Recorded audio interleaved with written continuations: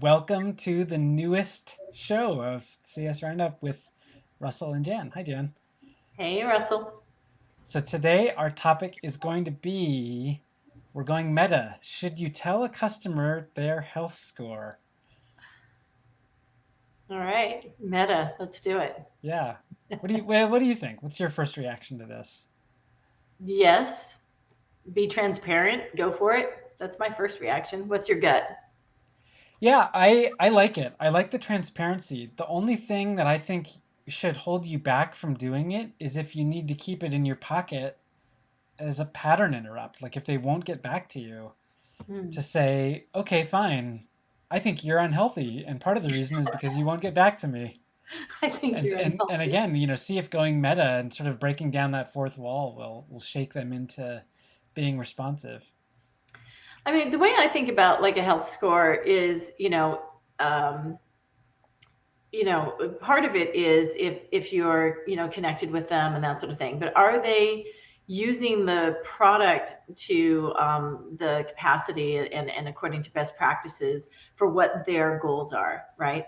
And if they are doing that, then great. Let them know that like they are, doing such an amazing job, that they're like, maybe they're even best in class, and because of that, you want them to incorporate them in webinars and get case studies and things like that.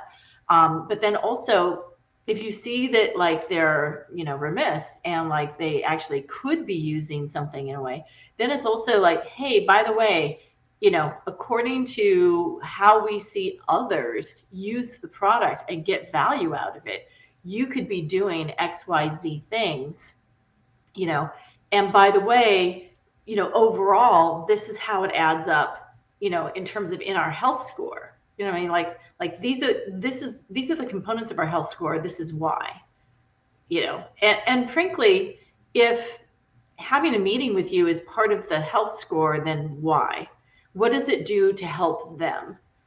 Can they achieve what they need to using your product without meeting with you? If so, then you know, should that impact your health score? In some cases, yes, like especially if it's like an enterprise or a highly strategic customer, but in other cases, you may have personas, in some of your customer base segments that that they don't have the time. Like their job is to be in touch with other people, right?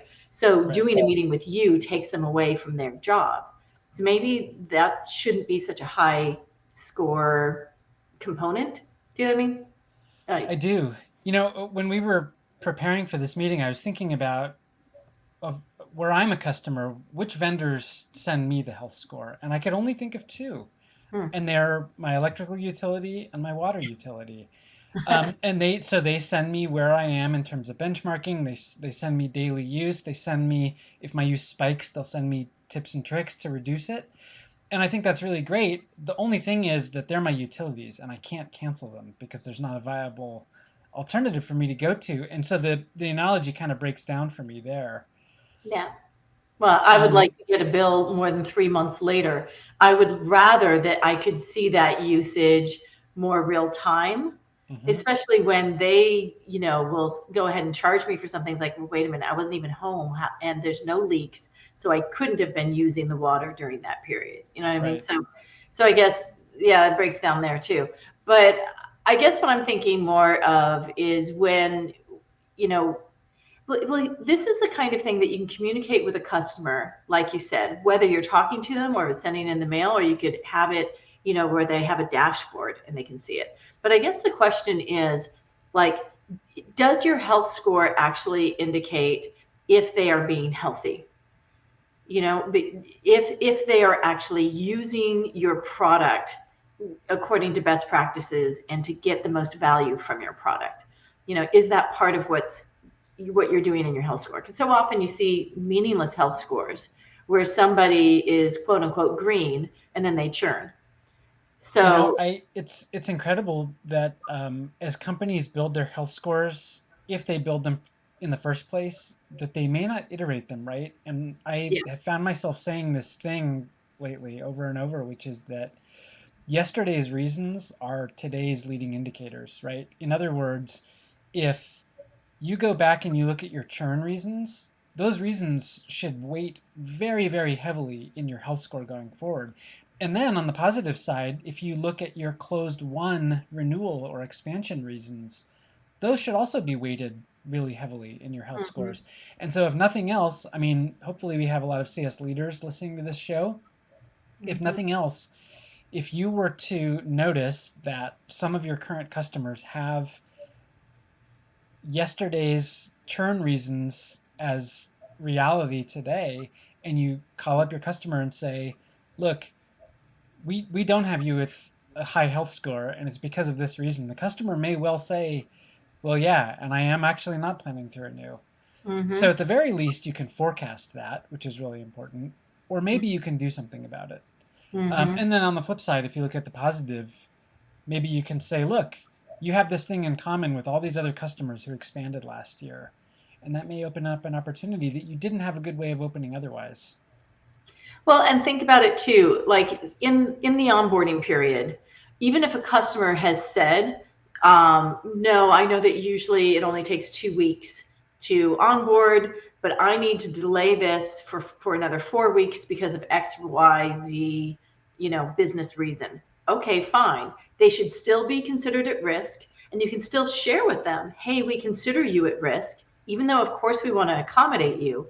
We know that if we delay you and you're not going to start to use the product for 6 weeks out, that means you're a higher churn risk, and we want to be sure to help you through that and turn this around with you, so that then they're starting to pay attention as well, like, yeah, we've put it off 6 weeks because of our own reasons, but now I want to get back to it and treat this seriously, right? Right. Like, I want to get the value out of this product that I just purchased. Or maybe that's what you share with your executive stakeholder who was the one who purchased. Like, hey, your team needs to delay this for 6 weeks. Makes sense. I know you agree, but that also puts you at risk. So let's think about how we can mitigate that risk. How are we going to turn this around and make certain that you start to adopt, that we do the training, that you start to use it, blah, blah, blah. Yeah. So for me, I just always feel like you're better off sharing it and having something that actually reflects something real. You'll only get the value if you follow the plan. Sounds good. Yeah, Let's do it. Let's follow the plan. let's do it. Or maybe more so, let's get the value. Yes. Yeah. Yeah, that's the way the customers would think of it. And so that's the way we need to manage it. All Sounds good. right. Anything else on should we share a health score with the customer? Now, transparency is the best policy. All right. Well, that's it for this episode. Thanks, everybody. Thanks.